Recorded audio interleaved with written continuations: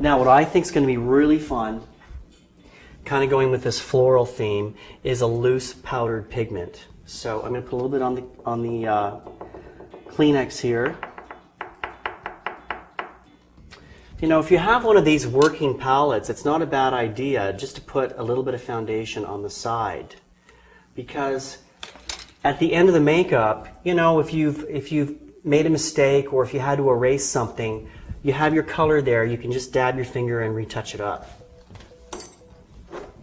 Okay, so I'm going to prime your eye with an off-white.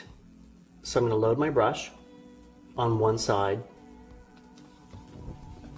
And I'm just going to have you close. And you can see the little bits of creasing that happen, which is extremely natural when you have an active foundation product.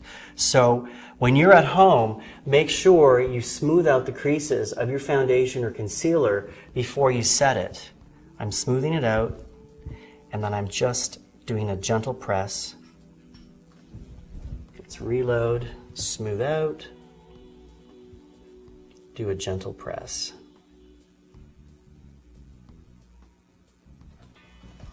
And one technique you can do, again, when you're working with loose pigment, you have to be very careful not to get any on the lower cheekbone. And I always designate a brush for working with really strong iridescence. And the second thing I'll do is I'll put a tissue. So you could literally put a tissue under your eye and then put your loose pigment eyeshadow on your lid. So that's what we'll do for Jennifer, just to ensure that we don't get any fallout. And I'm just going to set this here. You want me to hold it? No, are you kidding, girl? I don't want you to work at all. Okay. Just let me pamper you. And I'm going to put on this really nice violety iridescent.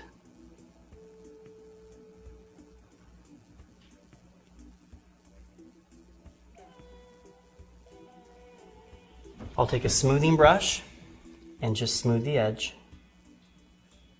Go back to my brush that I designated for the pigment, the loose lilac pigment, and close.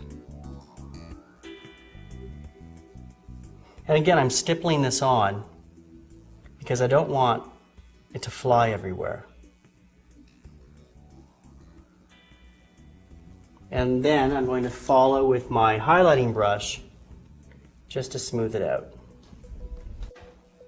So now we have this nice lilac loose pigment on your lid. I'm going to take a taupey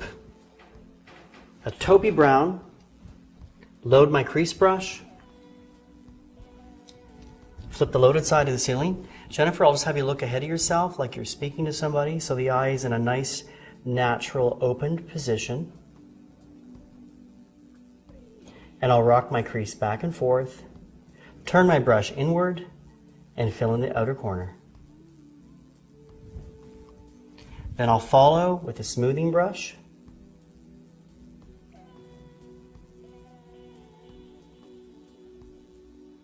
Great.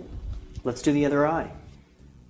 Load, look ahead of yourself, wedge the crease brush in the center,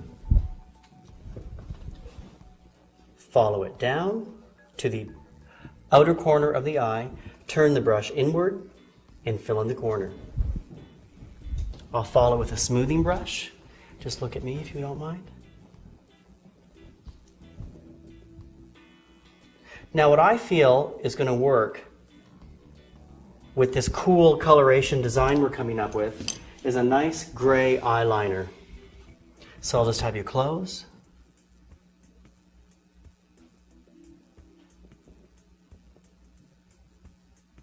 And remember, always hold your lid taut.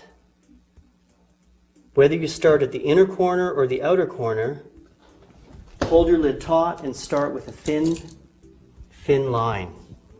Smooth it out with your angle brush. Open, let's see. Good. And again, I'll smooth this one out. And if you're worried about making your line too thick on the bottom,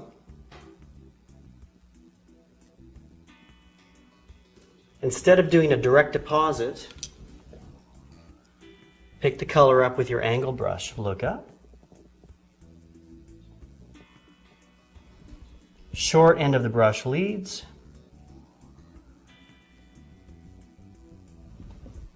That's done.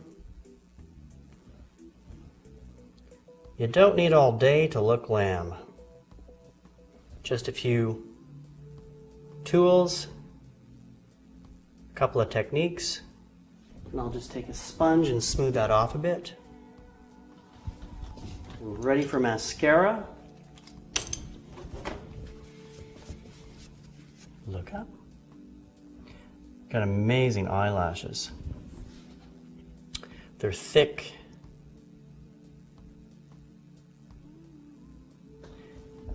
And looking down.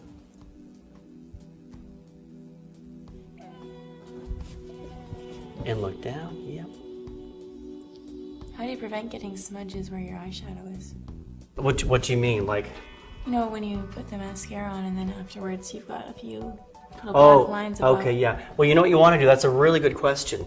Keep your chin up, and then when you're doing the mascara on the top, just keep your chin up in an up position for a minute or two, right? Because as soon as you lower your chin, your lash is going to hit.